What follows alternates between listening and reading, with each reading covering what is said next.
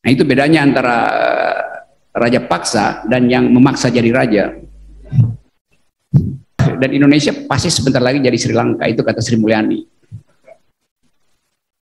Jadi hanya tinggal satu langkah, Sri Mulyani jadi Sri Lanka.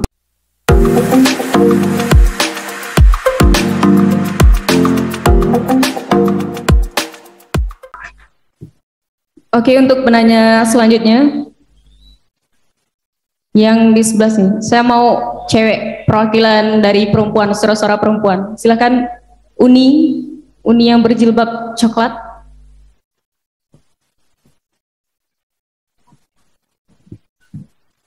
Bismillahirrahmanirrahim. Assalamualaikum warahmatullahi wabarakatuh. Waalaikumsalam. Perkenalkan, saya Ziola Natasha dari Universitas Negeri Padang. Sebagaimana penuturan UDA tadi, bahwa konstitusi kita menyatakan bahwa presiden berhak untuk diberhentikan sebelum masa jabatannya berakhir jika memenuhi syarat-syarat tertentu yang diatur dalam perundang-undang kita. Lalu pertanyaan saya ialah, menurut pandangan UDA sendiri, kualifikasi apa saja yang sudah dipenuhi oleh Bapak Joko Widodo sehingga beliau tidak layak untuk dipertahankan sebagai Presiden Republik ini sampai dengan siklus demokrasi kita berlangsung kembali? Terima kasih. Langsung dijawab, Bung. Luar biasa pertanyaannya ya. Oke, ini bukti bahwa kecerdasan itu turun melalui rahim perempuan. Aplaus dulu buat pemilik rahim peradaban. Kata konstitusi kita kenal sekarang sebagai aturan untuk menyelenggarakan negara. Sekarang kita kenal itu. Kamu jurusan apa? Pendidikan? Fisika. Oke, saya coba cari akal ya buat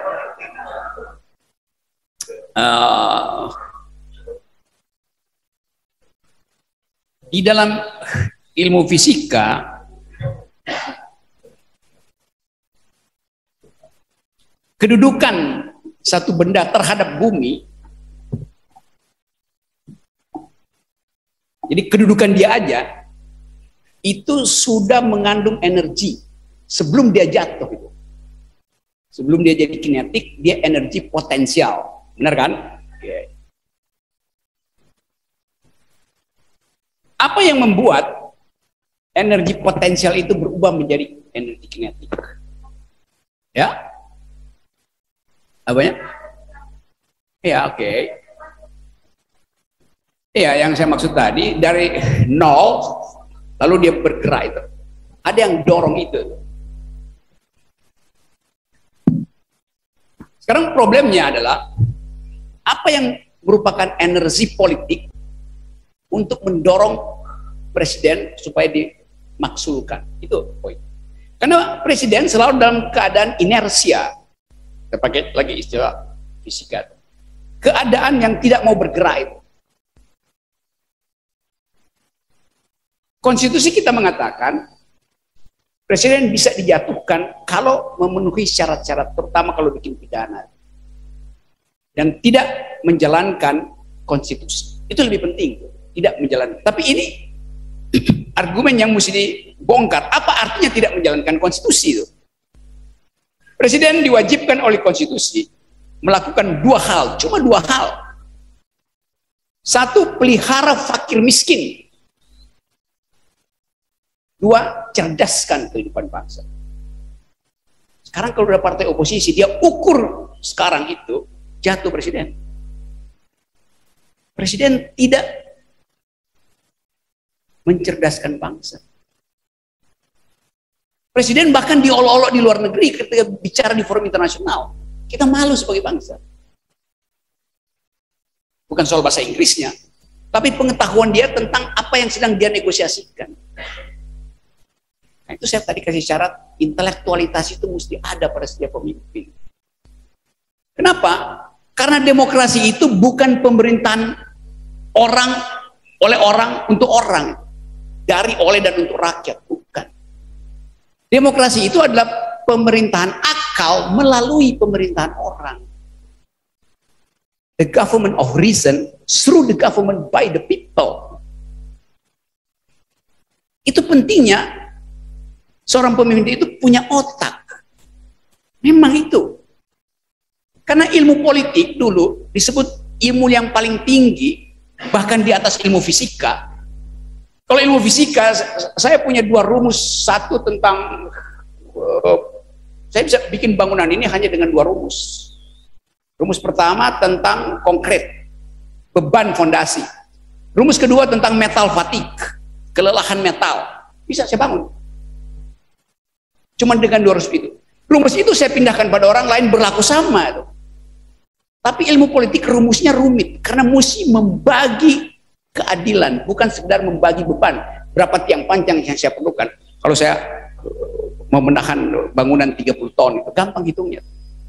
Karena hanya mendistribusikan beban dengan rumus fisika yang baku. Tapi mendistribusikan keadilan itu rumit. Karena saya nggak tahu adil bagi dia belum tentu adil bagi sana. Adil yang ada di statistik beda dengan adil yang ada di mata emak-emak itu. Saya bisa lihat ada ketidakadilan. Kalau emak-emak begitu dia buka dompet tinggal ada 20.000 di dompetnya. Dan dia mesti bagi itu antara kopi si suami dan jajan anaknya tuh. Rumit. Karena itu di awal abad 15 ilmu politik itu dianggap sebagai the highest of all sciences, ilmu yang tertinggi di antara ilmu-ilmu karena kerumitan untuk membagi keadilan itu.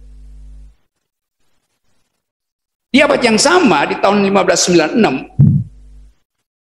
pertama kali istilah konstitusi dimunculkan oleh orang yang namanya François Hotman di dalam bukunya Franco Gallia. Mereka yang belajar ilmu hukum atau filsafat hukum harusnya tahu itu. Konstitusi pada waktu itu artinya hak untuk membunuh raja. Itu namanya konstitusi. Jadi dari konstitusi dimaksudkan untuk menghalangi kekuasaan menjadi absolut. Asbabun nusulnya begitu. Kata konstitusi itu. Nah, mereka yang menyusun KUHP sekarang nggak pernah belajar tentang asal-usul istilah hukum, asal-usul istilah konstitusi. Sehingga nggak mampu untuk membayangkan bahwa bisa nggak konstitusi itu dijadikan alasan untuk mengimpeach presiden. Kalau di luar negeri udah pasti bisa. Tapi kenapa di sini nggak bisa? Karena seluruh kemampuan untuk beroposisi sudah diserap oleh kekuasaan. Itu aja intinya. Jadi secara normatif bisa, karena kita bisa dalilkan bahwa presiden gagal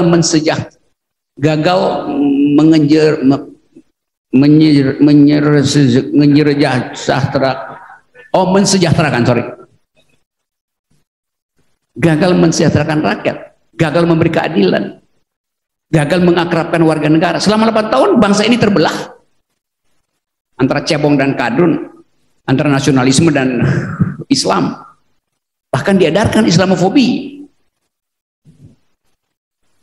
Jadi ada alasan untuk itu tuh. Dengan kata lain, dimungkinkan untuk mempercepat pergantian kekuasaan. Hal itu hal yang ada di undang-undang, bukan karena keinginan kita, tapi dimungkinkan secara legal, secara konstitusional. Nah, hambatannya apa? Nggak ada oposisi. Nah, kalau nggak ada oposisi, apa yang akan kita lakukan? Rakyat lakukan apa? Ya, lakukan oposisi berdasarkan kemampuan people power itu. Dan itu yang terjadi di Sri Lanka. Presiden Sri Lanka lebih kuat dari Presiden Jokowi. Karena Presiden Jokowi hanya punya 2 wali kota yang anggota dia tuh. Dan 1 ipar. Cuman 3. Presiden Sri Lanka seluruh kabinetnya keluarga dia. Perdana Menterinya adiknya. Penasihat presiden kakaknya. Toh jatuh. Presiden Jokowi hanya dipilih oleh 51%. Pada waktu itu cuma 51%. 48% ada pada Pak Prabowo kan. Raja Paksa di Sri Lanka dipilih oleh 81%, kuat sekali, jatuh juga. Jadi dimungkinkan itu terjadi karena perubahan-perubahan sosial politik dan ekonomi itu. Nah itu bedanya antara raja paksa dan yang memaksa jadi raja. Jadi itu pertanyaan bagus dan harusnya pertanyaan itu diedarkan di lembaga survei gitu. Supaya kita tahu bahwa oke, memang dimungkinkan. Saya kira itu, dan Indonesia pasti sebentar lagi jadi Sri Lanka, itu kata Sri Mulyani. Jadi hanya tinggal satu langkah, Sri Mulyani jadi Sri Lanka. Luar biasa untuk jawabannya. Jadi gimana Uni?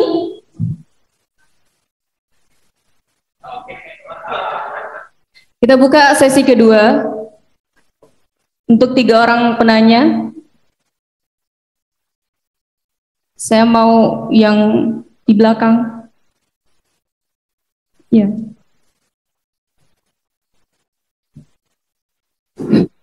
Bismillahirrahmanirrahim. Assalamualaikum warahmatullahi wabarakatuh. Salam Swastiastu, Namo Buddhaya, Salam Kebajikan.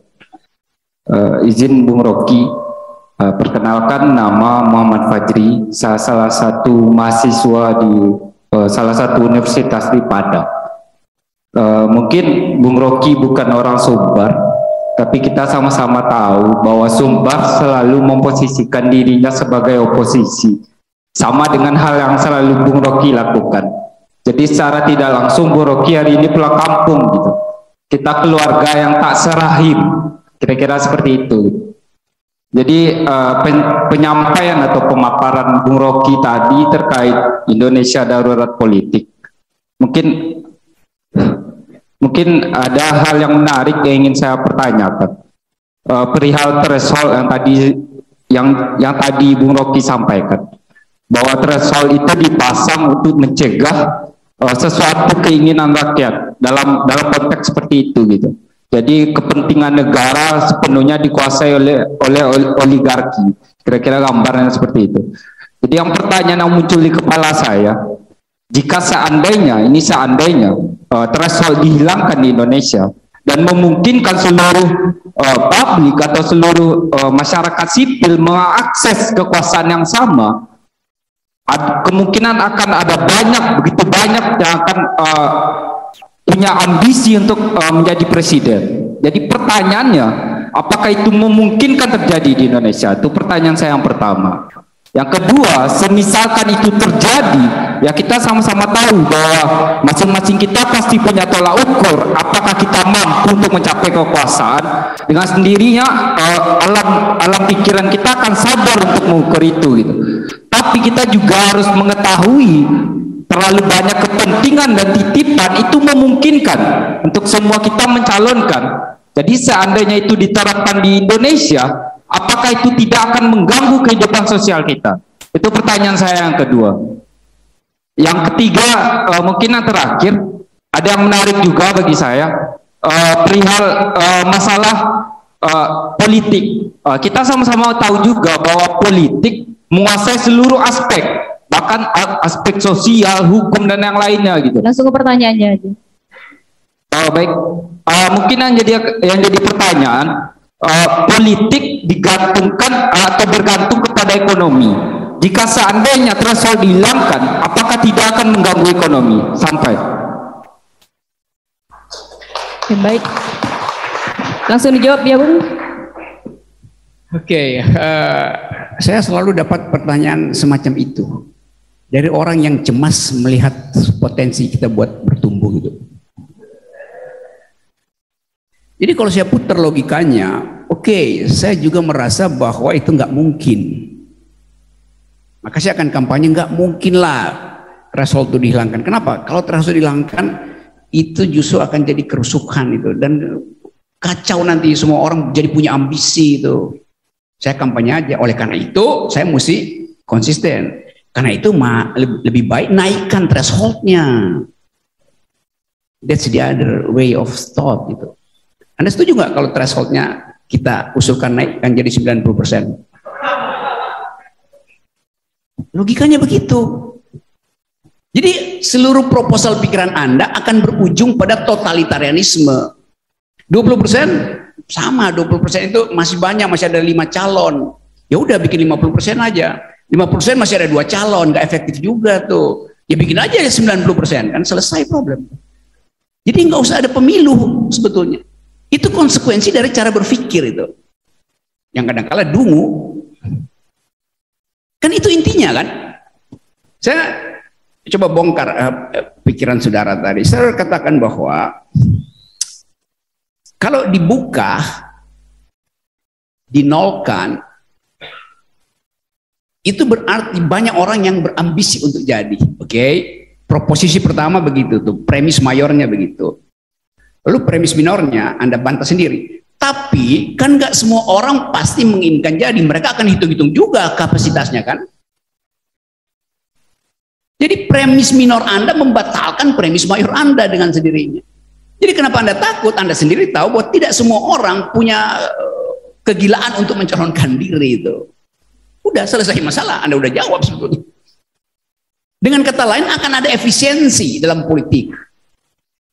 Bahwa nggak ada orang yang nekat untuk mencalonkan diri dan dia tahu bahwa dia nggak punya kapasitas itu. Jadi dengan cara itu kita loloskan ide bahwa konstitusi mengatakan semua orang Indonesia berhak untuk menjadi calon presiden. Titik. Sampai di situ aja.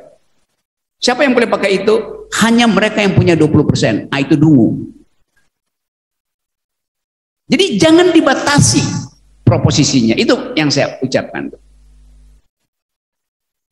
Lalu ada pikiran lain. Ya itu nanti oligarki toh akan beternak lagi di 0% itu. Kan begitu kan? Karena 20% agak berat. Oke, 15% sama juga. Kalau 0, oligarki juga akan beroperasi. Nah ini masalah psikologi kita. Seolah-olah dari 20 ke 0 itu perubahan kuantitatif. Padahal itu perubahan kualitatif. Bukan dari 20 ke 0, dari ada ke tidak ada. Itu prinsip demokrasinya tuh. Nangkep nggak poin itu ya? Kita bedakan dua cara berubah thing itu, benda itu bisa berubah dengan 2 cara. Berubah secara kuantitatif, itu tugas ilmu fisika, menguji perubahan kuantitatif. Dan perubahan kualitatif, itu tugas ilmu kimia tuh. Perubahan kimia selalu bersifat kualitatif, nggak bisa dibalik perubahan itu. Perubahan kuantitatif bisa dibalik. Jadi kita ingin proses politik itu bekerja menurut hukum-hukum kimia. Berubah secara kualitatif. Apa artinya? Bukan dari 20 ke 0, tapi dari ada aturan, ada pembatasan ke tidak ada pembatasan. Itu namanya perubahan kualitatif. Dari kualitas yang mencengkeram ke kualitas yang membebaskan. Nah kalau kita dapat psikologi itu, begitu dinolkan, semua orang bergembira. Nah kegembiraan itu yang mesti dipandu oleh akal pikiran supaya kegembiraan itu nggak jadi akal-akalan bahwa oke, saya juga bisa nyalonkan diri. Hanya itu. Oligarki berubah nggak? Pasti berubah karena dia kaget bahwa begitu dinihilkan seluruh imajinasi dia untuk mengendalikan politik hilang juga. Nah ketakutan ini yang sedang saya basmi. Kenapa? Ya kalau saya nggak basmi artinya saya pro pada 90%, hanya itu aja kan. Nah itu yang saya ingin, kejernihan berpikir itu juga datang dari teman-teman mahasiswa. Tentu Anda mendengar dari pemerintah bahaya nanti oligarki juga akan tumbuh di 0%. Ini bukan 0%, nggak ada threshold lain dengan 0%. 0 itu cuma nama di headline, kita sebut 0%. Karena kalau kita bilang nihil itu terlalu rumit bagi rakyat. 0, nggak ada artinya. Walaupun 0 tetap angka. Jadi apalagi kecemasannya tuh. Ekonomi bertumbuh nggak? Pasti bertumbuh. Kenapa? Karena kompetisi itu didasarkan pada kapasitas. Kalau sekarang kapasitasnya apa? Coba sebut perusahaan-perusahaan besar yang betul-betul melakukan pekerjaan inovasi. Seluruh pendapatan pajak kita yang 400 triliun tahun lalu itu datang dari hasil ekspor 2 komoditas utama itu, batu bara dan sawit. Gimana nilai tambahnya? Bisa nggak tukang bakso jadi pengusaha? Bisa aja. Perlu pikiran nggak di situ tuh? Tukang bakso berpikir bahwa gampang. Kenapa? Kita cuma gali dari perut bumi yang udah ada di depan kita itu batu bara, kita jual. Kita lihat ada sawit, kita pajat, kita jual. Apa susahnya industri semacam itu? Coba Anda perhatikan, dalam satu semester ini seluruh universitas besar di Eropa dan Amerika mengajarkan mata kuliah namanya cryptocurrency itu sebagai mata kuliah baru itu. Karena orang membayangkan bahwa energi fosil segala macam ini, ekstraktif industri akan punah. Orang pergi pada startup teknologi yang mesti diatur bukan dengan uang yang kita lihat atau industri yang kita lihat, tapi ada cryptocurrency dalam cryptoteknologi itu. Nah, itu yang kita bayangkan ke depan. Jadi kalau Anda bayangkan bahwa nanti ke depan itu yang akan menguasai Indonesia masih juga para pemilik tambang dan para pemilik kebun. Enggak begitu. Kecemasan kita, mereka pasti akan investasi, tapi ini industri-industri yang pasti lenyap. Hanya karena perang aja lalu orang balik lagi pada batu bara. Karena gasnya terhalang.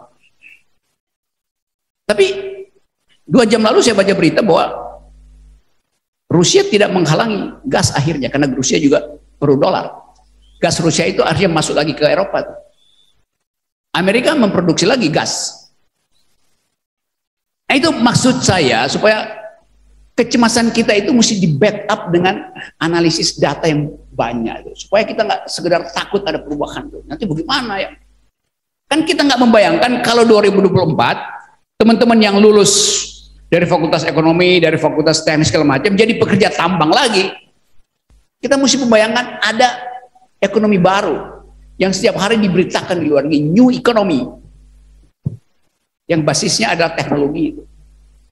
Nah, di situ terjadi persaingan antara kecerdasan. Jadi sekali lagi, mencemaskan perubahan itu bukan watak generasi baru.